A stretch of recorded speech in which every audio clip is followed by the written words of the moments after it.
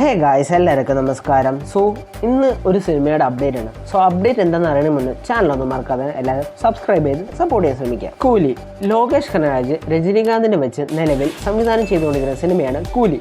അതിൻ്റെ musical rights ഒക്കെ ചെയ്യുന്നത് നമ്മുടെ അനിരുദ്ധാണ്. സോ കൂലി സിനിമയുടെ ഭാഗത്ത് നിന്ന് ഒരു അപ്ഡേറ്റ് വന്നതിന് അങ്ങനെ ഫൈനലി നമ്മുടെ ലോകേഷിൻ്റെ പടത്തിലും ഒരു ഐറ്റം സോങ് വരികയാണ്. ആ ഐറ്റം സോങ് ചെയ്യുന്നത് തന്നെ നമ്മുടെ പൂജ ഹെഡ്ജാണ്.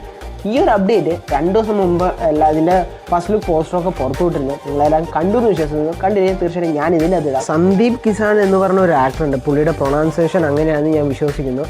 അദ്ദേഹം കൂലി സിനിമയുടെ സെറ്റ് വിസിറ്റ് ചെയ്തിരുന്നു. പുള്ളി കൂലി സിനിമയുടെ സെറ്റിൽ വിസിറ്റ് ചെയ്യാനുള്ള കാരണം പുള്ളിയുടെ ഒരു ഫ്രണ്ടാണ് ലോകേഷ്. സോ അതുകൊണ്ടാണ് അദ്ദേഹം ആ ഒരു സെറ്റ് വിസിറ്റ് ചെയ്തത്. അതുകൂടാതെ തന്നെ കൂലി സിനിമയുടെ 45 മിനിറ്റോളം പുള്ളി ആ ഒരു സിനിമ കണ്ട ശേഷം പുള്ളി പറയാ ഇത് ഡെഫിനറ്റ്ലി ഒരു 1000 കോടിക്കുള്ള പടം അല്ലെ 2000 കോടിക്കുള്ള പടം ഉണ്ട് എന്നാണ് പുള്ളി പറയുന്നത്. സോ നമുക്ക് വെയിറ്റ് ചെയ്തിട്ട് തന്നെ കാണാം. പടം റിലീസാകുമ്പോൾ വേണ്ടി നമുക്കും കാണാൻ പറ്റത്തുള്ളൂ. സോ എന്തായാലും തുടങ്ങും. പിന്നെ അതുകൂടാതെ തന്നെ പുള്ളി വേറൊരു അപ്ഡേറ്റും കൂടി ഇപ്പോൾ പറഞ്ഞിട്ടുണ്ട്. പുള്ളി ലോകേഷായിട്ട് ഒരു LCUവിൻ്റെ അണ്ടറിൽ വരുന്ന ഒരു സിനിമയിൽ അല്ലെങ്കിൽ ഒരു ഭാഗമാവുന്നുണ്ട് എന്നും കൂടി പറഞ്ഞിട്ട് അതിപ്പോൾ കൺഫേം ആയിട്ട് പറഞ്ഞില്ല, എന്നാലും ഒരു സൂചന തന്നിട്ടുണ്ട്. മിക്കവാറും സന്ദീപ് കിസാൻ LCUവിൽ ഏതോ ഒരു റോളിൽ വരുന്നുണ്ട്.